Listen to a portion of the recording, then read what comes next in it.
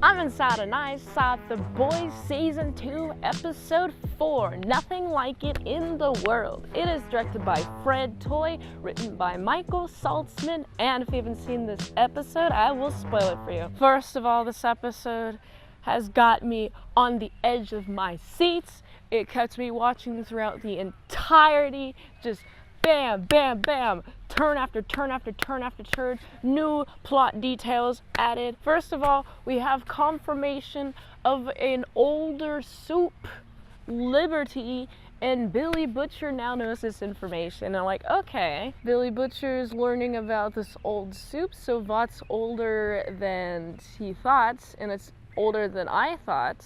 How long have they been doing Compound V for?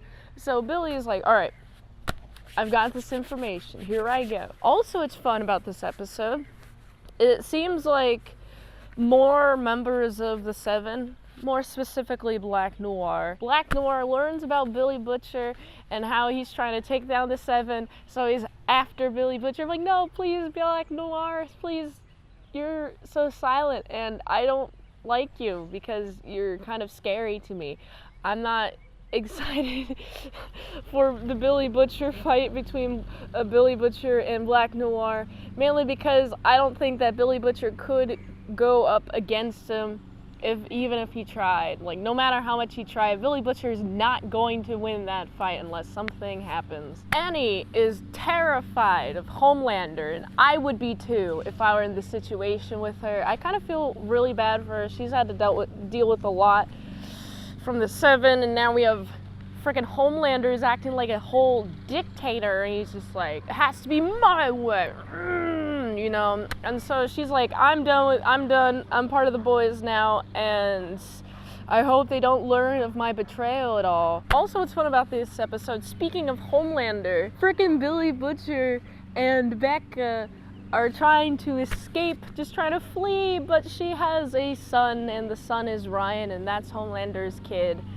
And I'm just thinking, oh, how is Billy Butcher going to react? Oh, you don't respect him because he's a Soup. Well, Becca loves her son. She's going to just straight up be like, well, I'm not gonna go with you, okay? If you're not gonna accept my son, I'm not gonna go with you. And I'm like, man, this sucks because Becca, you're choosing to stay with the devil that you know versus the devil that you know.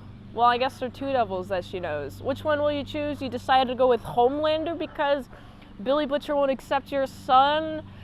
Bro, just, I would not be there still. I would not be with Homelander at this point still.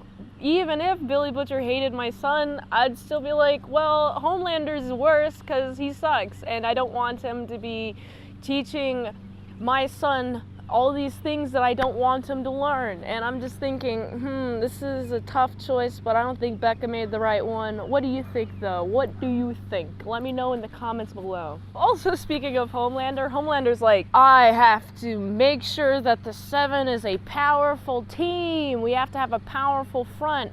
A-Train, you're no longer allowed here. Get out of here. I think it's really messed up how Homelander on live television is telling everyone how Maeve is just a lesbian.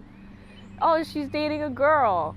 And I'm like, that's so messed up because, like, she didn't clear it, and I like the argument that they have afterward, but, like, she didn't clear it, and Homelander's just like, oh, yeah, let me just, like, throw one of my team members under the bus for no reason. I'm like, jeez, Homelander sucks, man.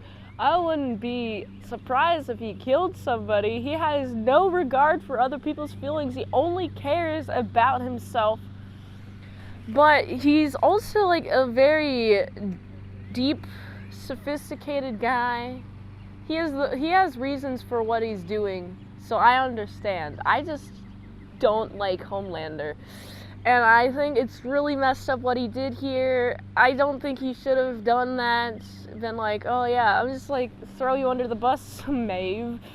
Queen Maeve. And now she has to deal with the fact that her partner that she's not necessarily in love with, she kind of breaks up with her. And now she's forced to stay with her because of company reasons, for publicity reasons. And she's dedicated her life to this company. And freaking Homelander is like, oh yeah, here, I'm gonna just put you in an uncomfortable spot. I'm like, I don't like that at all.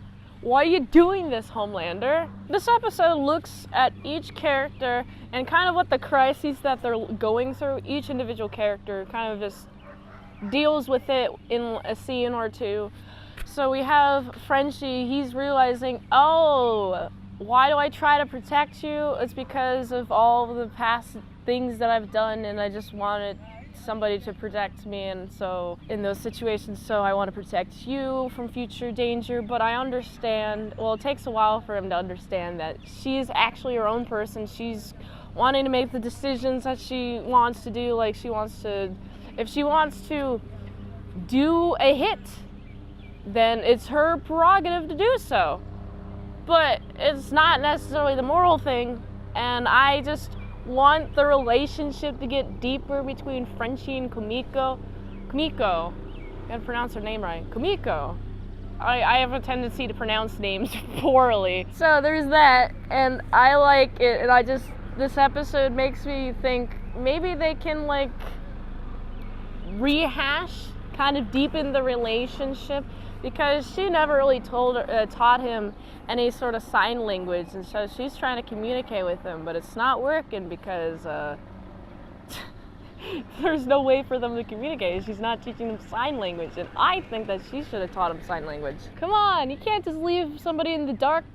Whoever wants to talk to you, you can't just leave them in the dark forever, you know?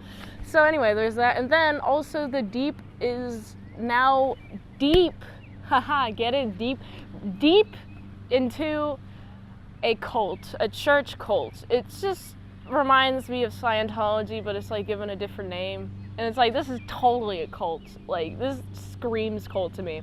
And he's given an arranged marriage. And so I just suspect that he has to do whatever he can to kiss these guys' butt, you know? Just kiss it, all that fun jazz. I'm just intrigued as to what will happen in the next upcoming episodes. This episode made me feel intrigued. It made me very excited for the future of the boys. Watching this, and then with it ending, I'm just like, okay, something's gonna happen. Nothing in the boys makes me bored, and this episode is especially pushing the point that I'm not bored at all while watching this episode, and it makes me want to watch more of the boys.